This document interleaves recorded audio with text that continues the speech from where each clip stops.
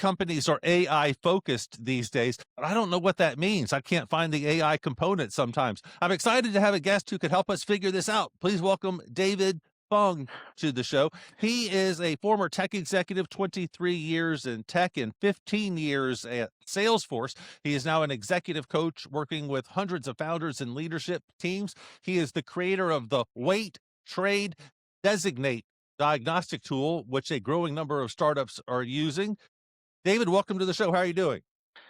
Hello, Jim. Good morning. Hopefully everything's good. It is a nice hot day. I'm here in Toronto, Ontario, Canada. And yes, AI is this interesting word. It's hot again. It's hot again. I got into AI before it was cool, like 20 something years ago. Now it's all cool again, which is nice to see.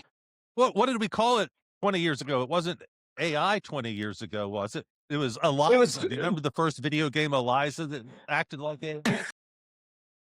Well, look, I played a lot of those video games as a kid, right? And yeah, look, things go in waves. Things are cool and then they're not cool. Most companies have been doing this for decades. Like I used to work a lot with pharmaceutical executives. It's interesting.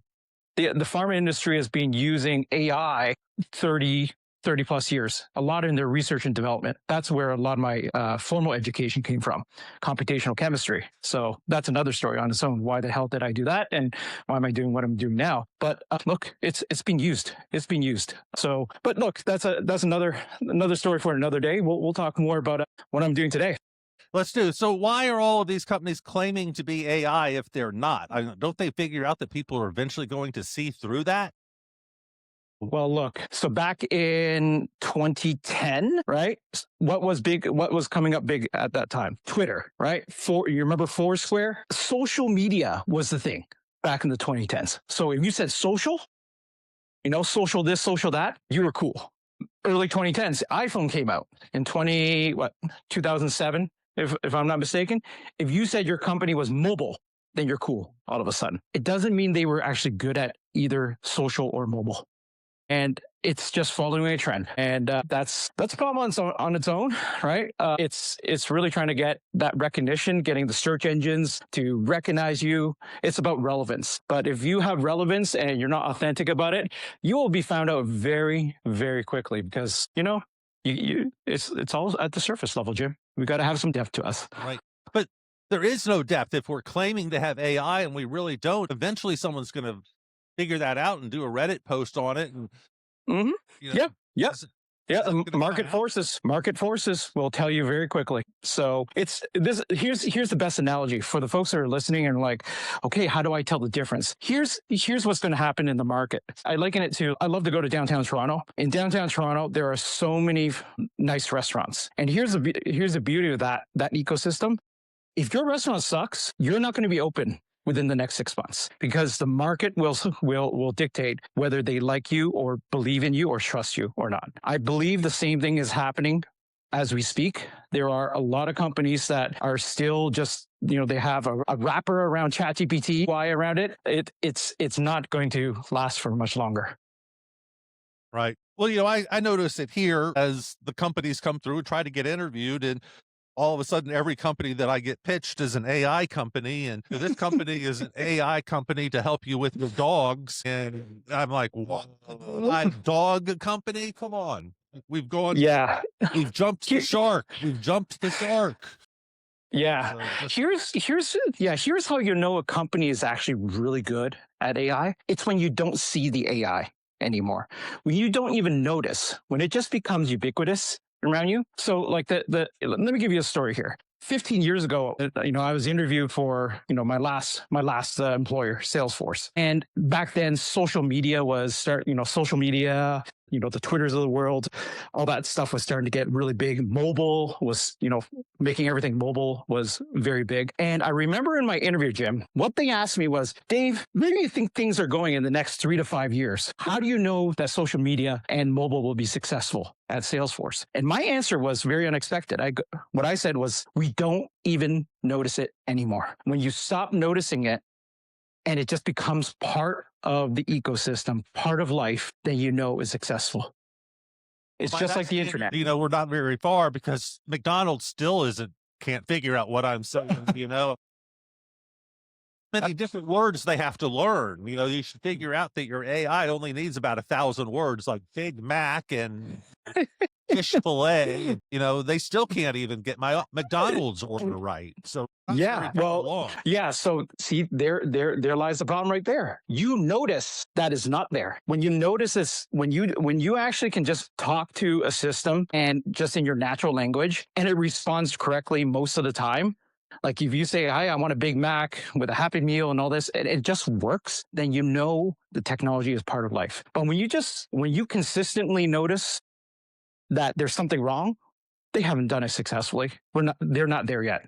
So I think that's what you're describing there, Jim. Yeah, that's exactly it. It's just nowhere close yet. And so many of the implementations aren't working yet. I can think of quite a few others. So why is it that much of a stock bump if you say you're an AI company now? I mean, hasn't that stock silliness gone away, though? Aren't they seeing through the companies that are not really AI already? That's a really good question. I don't know what the hell's going on in the stock market. I'm not going to claim to be a stock specialist, but here's what I'm seeing from my point of view is that there's a narrative right now, right, of older companies, older companies like ServiceNow, Salesforce, and Adobe, that they're doomed. They're doomed in the age of AI agents and AI in general. And the reality is that they're not. These systems, like these are multi-million-dollar and even multi-billion-dollar systems. They're not going anywhere soon. In fact, what's going to happen and those stocks right now are extremely depressed. Now, I'm going to, give this caveat. I am not a financial advisor. I'm not an expert, but a lot of these stocks are, in my opinion, highly undervalued right now. And it's because of this narrative. The reality of what's likely to happen, in my opinion, is that a lot of these legacy software are going to stay in place, and all the AI agents that are coming out right now, they're going to be running these enterprise systems in the background without people knowing. So, how I talked about things are going to be invisible. If you work in an organization, whether it's a small business or in a large enterprise, a lot of these agents are going to do the work for you. And we're seeing elements of this already with, like, if you have Claude Cowork, it could do a lot of the work behind the scenes for you today. You don't even know you have an email inbox. You don't know you have Microsoft Word open. You don't know you have a browser. It does the work for you. The same is going to happen with a lot of these companies right now. So it's a lot of hype, a lot of narrative. It makes me kind of scared, if I was to be honest. But, a lot of what we're seeing here, Jim, is also there's also another narrative that I want to talk a little bit about too, is that I've had a lot of friends and ex-colleagues who are being laid off. You see these major layoffs happening at places like Meta. Microsoft this week. Well, that's just one of many rolling layoffs they've had, Jim. And yeah, there's Microsoft, there's Meta, aka Facebook, my old employer. Like every company is just going through layoffs right now. And the sad thing is that the narrative is that AI is the reason for it. It's because AI is helping them be so efficient that they can lay off all these people. I call BS to that. Last I heard from my colleagues working in these organizations, an AI agent has not replaced their job. And it's really fundamentally restructuring that's happening in the industry right now. But that's a lot of what I do today is, I guess it's kind of timely that I left the tech industry a little more than a year ago. I actually went to my next calling, my next career path, which is as a executive and leadership coach right now. So a lot of the leaders I work with right now the way I like to put it is this: their careers aren't ending. Their careers are expiring, and they feel it and they know it and they don't know what to do. And that's a lot of what I'm doing today. End and expire. The difference is this: your career, your role is no longer relevant. That's the difference. When it expires, right? It's like bad milk or bad loaf of bread. It's no longer relevant. A lot of people today are not choosing when they want to leave an industry. They are getting told that they must leave. That's the layoff happening right now. And what I'm helping executives do right now, Jim, is helping them prevent that, not being reactive. And I know, you've had guests here in the past talking about, what do you do after your company gets acquired or after you leave a successful career? I'm not trying to do that. What I'm trying to do here is, before any of that happens, look for the signs, I recognize the signs, and do something about it today. That's what I'm doing. Okay, I love that attitude. What are some of the signs you're about to get laid off? I think we've all seen some of them, but I never get laid off, David. I always get fired. I'm not like, well, maybe we'll bring you back when the tide changes. They never say that with me. They say, you just don't come back ever, no matter what. No matter how good the economy gets, we're not going to welcome you back. So I've never really seen those signs. So help us with some of the signs I'm about. Oh, geez. I hope you don't mind. I'm going to flip your question for a second. Because, and here's the reason why. When I work with clients, the number one principle in working as an executive coach is the positive psychology, and is working with things that are in your control. And constantly being vigilant for layoffs, that's okay, but it's too defensive, right? I come from a world, like I worked in the sales realm. I really believe the best defense is a good offense. And so recognizing layoffs is cool, but what I think is better is recognizing in yourself when perhaps your time is done in your current role, and how you can recognize that. And let me tell you a story of how I'm helping one executive do that right now. So I'm working with a chief executive of a large nonprofit here in Toronto right now. And this executive has been running this nonprofit for a number of years. Took it from something that was struggling really badly. The operations were crap. And over a number of years has not just revived it, but made it thrive. I actually did a visit there recently. And I see the people are happy. And so, working with this executive, I sit down with him and I say, hey, I'm just going to call him Bob. His name is not Bob.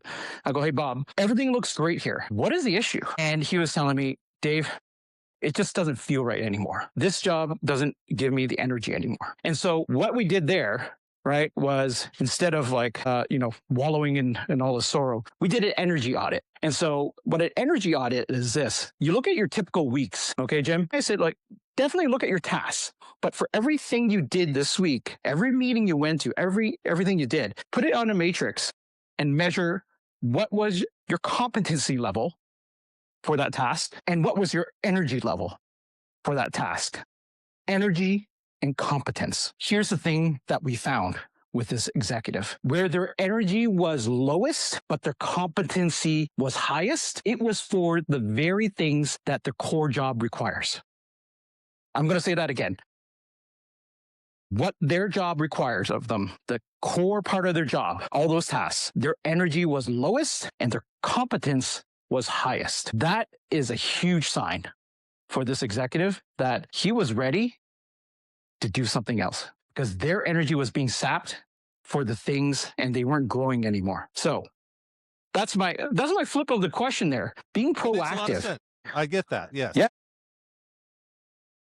All right. Let's talk about your coaching business a little bit. How did you get your first client? Sort of by accident, joking aside. Getting my first client, oh my God.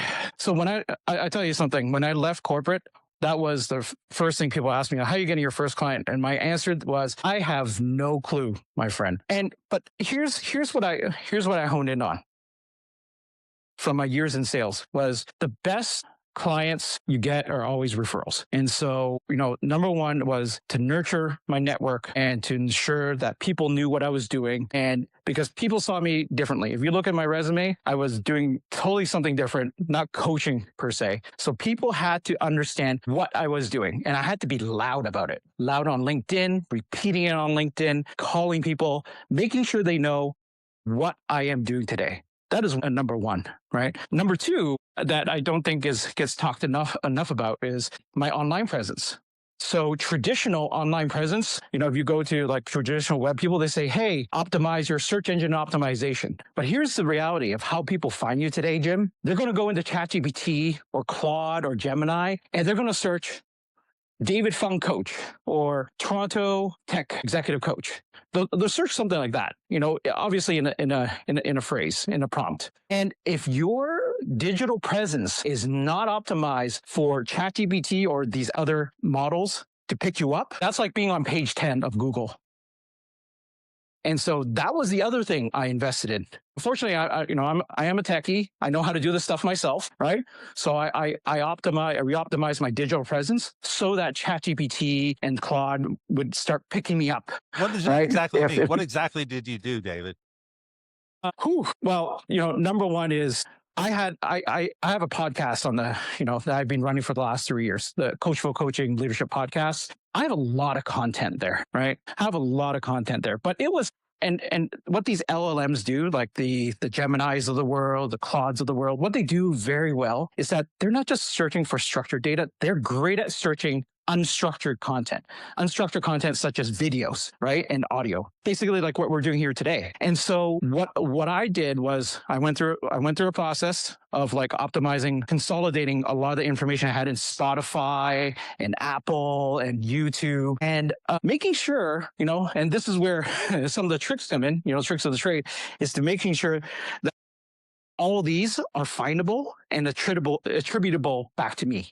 Right? So that when someone searches in ChatGPT, if they search for David Fung, they would connect this David Fung to that content, that unstructured content that's on Spotify and Apple and YouTube. That was a little tricks, some of the tricks I was working on there. And a few weeks later, it started to work. And here's evidence that it actually started to work. That first client of mine, which is actually this executive, this chief executive of the nonprofit, that first client, he found me, he just cold called, went on my website and scheduled a call. And I was so surprised. I'm like, wow. And I asked him, hey, how did you find me? And he said, well, I went into ChatGPT. I did I refined my search, kept on refining my search for a coach in Toronto area. And I saw all the videos that you were posting, David. I saw how someone in Ottawa was referencing you, like in LinkedIn, in social media. And so you had this credibility. And I just looked you up, looked at your podcast, and I wanted to work with you. And so like, that's some of the things that are being overlooked right now, Jim, like making sure that your business can actually be found online through not just standard Google search, but through, the ChatGPTs of the world. Right. We only have about a minute left. What's up with Salesforce? Why do they think that they can sell a product that then forces you to go hire another company to implement the product in the first place? I think I can't stand Salesforce's business model. I think it's just ridiculous. You want to defend it?